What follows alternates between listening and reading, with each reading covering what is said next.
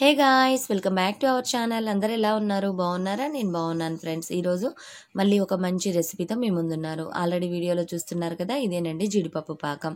ఈ జీడిపప్పు పాకం అనేది మనం ఒకసారి చేసుకొని ఉంచుకుంటే దాదాపు 15 రోజుల దాకా నిల్వ ఉంటుంది. ఇప్పుడున్న సిచ్యువేషన్లో మనం బయట నుంచి తీసుకొచ్చి పిల్లలకి ఏ ఐటమ్స్ కూడా పెట్టేటట్టు లేం కదా. ఈ విధంగా చేసుకొని ఉంచుకున్నాం అనుకోండి, పిల్లలకి ఎప్పుడైనా స్వీట్ తినాలనిపించినా, ఏదైనా బిస్కెట్స్ అలాంటివి తినాలనిపించినా వాటికి రీప్లేస్మెంట్గా మనం ఇది ఇవ్వచ్చు. ఇది తినడానికి చాలా క్రిస్పీగా ఉంటుంది, అలానే హెల్త్ పరంగా కూడా చాలా మంచిది. ఇప్పుడు ఈ రెసిపీని ఎలా చేసుకోవాలో చూసేద్దామా. ముందుగా ఇక్కడ నేను ఒక స్టీల్ ప్లేట్ని తీసుకున్నాను. దీనికి బటర్ రాసి ఈ విధంగా గ్రీజ్ చేసి పెట్టుకున్నాను. ముందు ఈ స్టెప్ని తప్పకుండా చేసుకోండి. మీరు మధ్యలో కనుక చేద్దామనుకుంటే మనం పాకం కలుపుతూ ఉంటాం కదా, మనకు అప్పుడు అంత టైం ఉండదండి. అందుకని ముందుగా మీరు ఒక ప్లేట్కి గ్రీజ్ చేసుకొని పెట్టుకోండి. నెక్స్ట్ నాన్ స్టిక్ ప్యాన్ తీసుకోవాలి. దీనివల్ల ఏంటంటే మనకి పాకం అనేది అడుగంటకుండా చక్కగా వస్తుంది. ఇక్కడ నేను ఆర్గానిక్ది బెల్లం పొడి తీసుకున్నాను.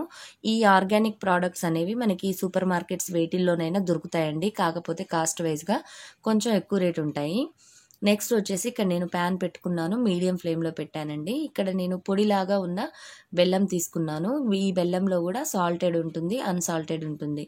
అంటే కొంచెం సాల్ట్ ఎక్కువగా ఉంటుంది అనమాట కొన్నిట్లో. కొన్ని బెల్లంలో ఏంటంటే సాల్ట్ తక్కువగా ఉంటుంది. మీరు ఎప్పుడన్నా కొనుక్కునేటప్పుడు అక్కడ కొంచెం తిని చూసి తీసుకోండి. ఇది నేను ఆర్గానిక్ తీసుకున్నాను కదా, ఆల్రెడీ ప్యాకింగ్లో వచ్చేసింది కాబట్టి మనం టెస్ట్ చేసి తీసుకోవడానికి లేదండి. కాకపోతే ఇది నేను వాడుతున్నాను కాబట్టి తెలుస్తుంది నాకు, కొంచెం ఇది సాల్టీగానే ఉందనిపించింది. ఇది నేను ఇక్కడ దాదాపుగా 1/4 కప్ అంటే 150 గ్రామ్స్ బెల్లం తీసుకున్నాను. 250 గ్రామ్స్ జీడిపప్పు తీసుకున్నాను. కొంచెం వాటర్ పోసుకొని మనం దీన్ని కరిగించుకోవాలి. దీనికి వాటర్ మెజర్మెంట్ అలా ఏమి ఉండదండి, కొద్దిగా కరగడానికి కొంచెం వాటర్ పోసుకుంటే సరిపోతుంది. ఈ జీడిపప్పు చూసారు కదా, ఇది నేను డ్రైగా ఉంది, అంటే డ్రైగా వేయించడం కానీ అలా ఏం చేయలేదు, పచ్చిదేనండి అది. మీరు కావాలంటే కొంచెం డ్రైగా వేయించుకోండి, అంటే నూనెలో కాకుండా డ్రైగా వేయించుకోండి. నెక్స్ట్ వచ్చేసి ఇక్కడ జీడిపప్పు అంటే బెల్లం పాకం చూసారా, త్వరగా వచ్చేసింది. ఎందుకంటే మనం వాటర్ తక్కువగా వేసాం కదా, అందులోనూ లో ఫ్లేమ్లో పెట్టుకొని మనం ఈ విధంగా కలుపుతూ జీడిపప్పు పాకం అంటే బెల్లం పాకం వచ్చేంత వరకు చూసుకోవాలి. అలా కాకుండా మీరు కొంచెం వాటర్ ఎక్కువగా పోస్తే పాకం అనేది కొద్దిగా ఎక్కువ టైం పడుతుంది రావడానికి. చూసారు కదా, చక్కటి కలర్ వచ్చింది. దీంట్లో ఇప్పుడు మనం కొంచెం బటర్ వేసుకుందాము. ఇక్కడ నేను 1 పీస్ బటర్ దాకా వేసాను. మీరు మామూలు బెల్లం గినక వాడుతూ ఉంటే కొంచెం 1 పించ్ సాల్ట్ కూడా వేసుకోండి. ఇక్కడ నేను ఆల్రెడీ ఇది సాల్టెడ్గా ఉంది కాబట్టి నేను సాల్ట్ అనేది యాడ్ చేయలేదు. బటర్ కూడా తప్పకుండా వేయండి, లేదంటే మనకి గట్టిగా అయిపోతుంది పాకము. మనం బటర్ వాడడం వల్ల మనకి జీడిపప్పు వేసిన తర్వాత పీసెస్ని కూడా మనం తీసుకోవడానికి ఈజీగా వస్తుంది, అలానే టేస్ట్ పరంగా కూడా బాగుంటుంది. మీ దగ్గర బటర్ లేనట్టయితే 1 స్పూన్ నెయ్యి వేసుకోండి. అలానే మీరు ఇదే టైంలో ఇక్కడ యాలక్కాయ పొడి కూడా వేసుకోవాలి, ఆ బిట్ స్కిప్ అయిపోయింది.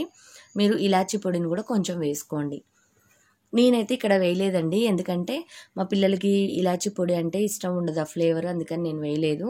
మీరు కావాలంటే కొంచెం యాడ్ చేసుకోండి. నెక్స్ట్ ఇక్కడ నేను జీడిపప్పును కూడా వేసేసుకున్నాను. పాకం గట్టిగా వచ్చేసింది చూసారా, ఇంకా మనం ఉంచినట్టయితే పాకం అనేది చేదొస్తుంది. ఈ విధంగా మనం జీడిపప్పుని అంతా వేసుకొని కలుపుకోవాలి. అంతే, సింపుల్గా రెడీ అయిపోతుంది జీడిపప్పు పాకం.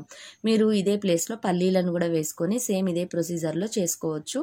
వేయించుకున్న పల్లీలను తీసుకొని మీరు పల్లీ చిక్కీ అంటారు కదా, అంటే పల్లి పట్టి అలా కూడా చేసుకోవచ్చు అనమాట. హెల్త్ పరంగా ఇవి చాలా మంచిది. పిల్లలకి బెల్లంతో ఉండే ఐటమ్స్ని ఎక్కువగా పెట్టండి. ఇప్పుడున్న సిచ్యువేషన్లో వాళ్ళకి ఇమ్యూనిటీ కూడా పెరుగుతుంది. చూస్తున్నారు కదా, ఈ విధంగా మనం గట్టిగా కలుపుతూ మొత్తం పాకం అంతా కూడా గిన్నెకున్నది మొత్తం గట్టిగా గీరుతూ మనం బయటికి తీసుకోవాలి. లేదంటే పాకం అనేది డ్రై అయిపోయి గిన్నెకే అంటుకుంటూ ఉంటుంది. మనం వాడడానికంటే మనం జీడిపప్పుకి వాటికి పట్టదు. అందుకని ఈ విధంగా కలుపుతూ చక్కగా జీడిపప్పును మొత్తం విడదీస్తూ అంతా కూడా జీడిపప్పుకి పట్టేటట్టు బెల్లాన్ని కలుపుకుంటూ ఉండండి. ఇంతే ఫ్రెండ్స్, చాలా సింపుల్గా జీడిపప్పు పాకాన్ని చేసుకోవచ్చు.